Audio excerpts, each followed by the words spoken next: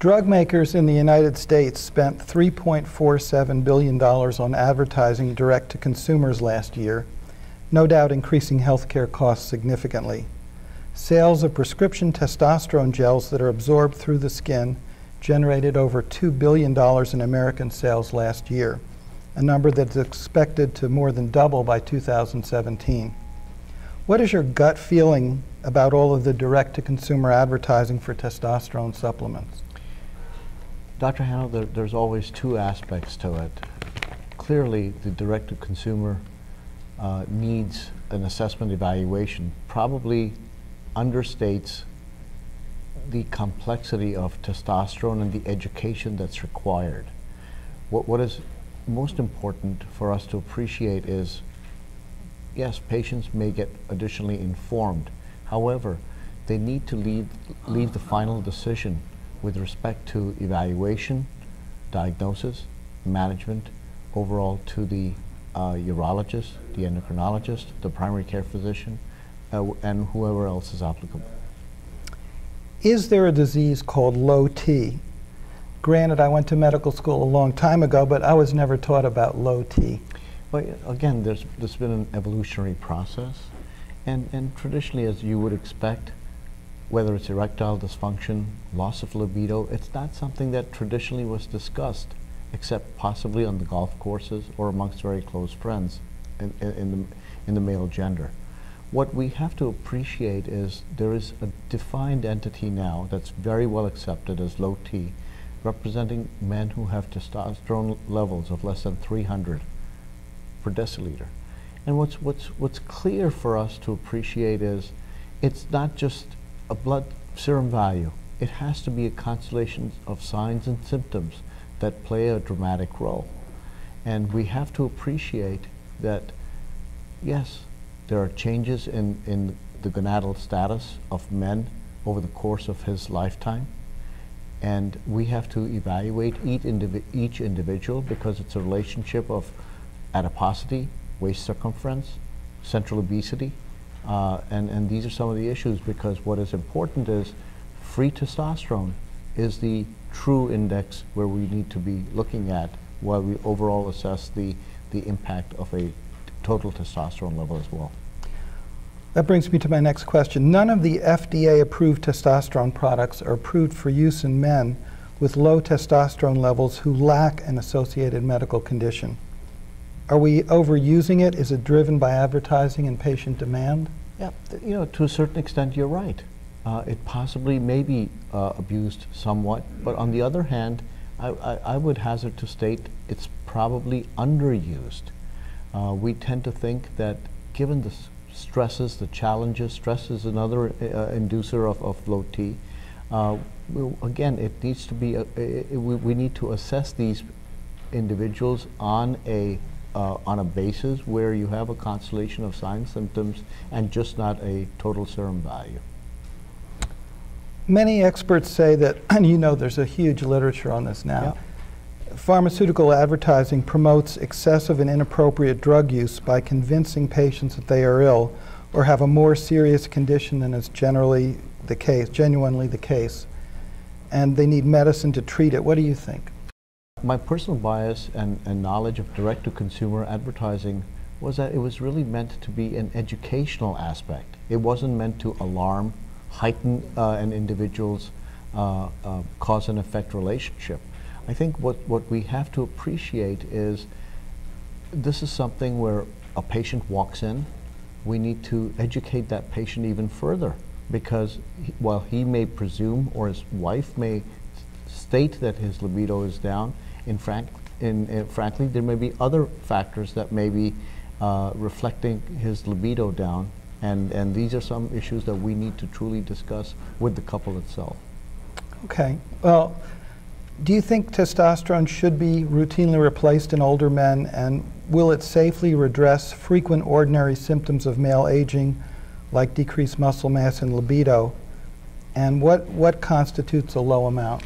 So in the arena of men's health, to be very candid with you, there's a growing body of evidence that the hormonal milieu in the male is a reflection of one thing, which is testosterone. There may be a lot of other factors as well. You're absolutely right. Osteopenia, osteoporosis, fragility, decreased muscle mass, cognition, are all extremely important aspects that have been reported in the literature, both in middle age and older, in the geriatric patient itself. What we have to appreciate, however, is, and this is what you questioned me, is it worthwhile replacing every male? Absolutely not, because again, you have to individualize this after a thorough evaluation. Do you agree with Morgenthaler that negative media stories touting testosterone's risks are fueled by anti-pharma sentiment, anger against aggressive marketing, and anti-sexuality? Well, I think to a certain extent, Dr. Morgenthaler's correct, because there's a certain bias, absolutely, especially when it's the lead article in the New York Times.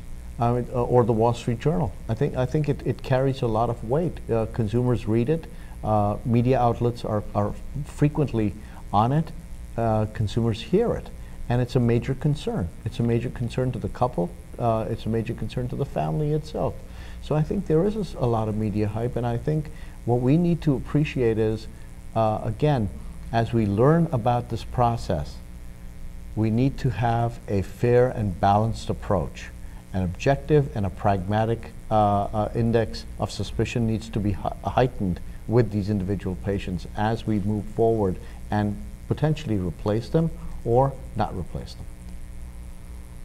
Let's change the subject a little bit. Have we closed the chapter regarding worrying that testosterone supplementation can increase the risk of developing prostate cancer in those without a diagnosis, or causing reemergence of prostate cancer in hypogonadic men who've been definitively treated for prostate cancer? So Dr. Hanno, you know, from the first publication in the 40s, where Dr. Huggins was awarded the Nobel Prize, and currently the labeling and the AUA guidelines are very clear. T replacement is contraindicated in men who have a known diagnosis or a pre-existing diagnosis of prostate cancer. On the other hand, there are a large number of studies done prospectively, single center, investigator initiated, or multi-center, who are now starting to show us that that may not be the case. We probably will be hearing about some of this data within the next few weeks, in particularly from Dr. Thompson's database on the PCPT trial, and I look forward to updating you on that. Also on the positive side, can you comment on the Swedish study that long-term treatment with testosterone in hypogonadal men is associated with progressive weight loss and a marked and significant decrease in parameters of the metabolic syndrome, according to the results of a prospective registry study presented in Stockholm recently? Yeah, so you're talking about the study that was presented at the EAU. And you're absolutely right. T replacement does a lot of things. There's more energy, there's more drive, there's changes in central obesity patterns. This is very well documented. More importantly, I can tell you, it does enhance the overall male from a male health perspective. As I mentioned to you, there's changes in the carotid media thickness as well that have been noted on T replacement in a positive fashion.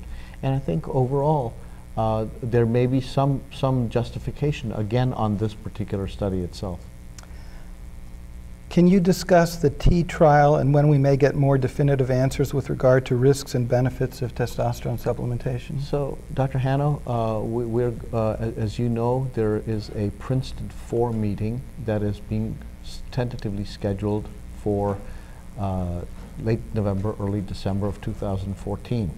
And we're going to have a multi-specialty, multidisciplinary consensus panel that will evaluate all the studies critically, just as Princeton 1, 2, and 3 were conducted. Very good. Are there any other comments you want to make or anything you want to get out? Well, I appreciate it. I think we all know that aging is a huge concern in men and women both. And again, this is not meant to be anti-aging, but really is a pharmacologic agent that we need to utilize appropriately and not abuse it at random. Thank you very much. Thank you, Dr. Hanno.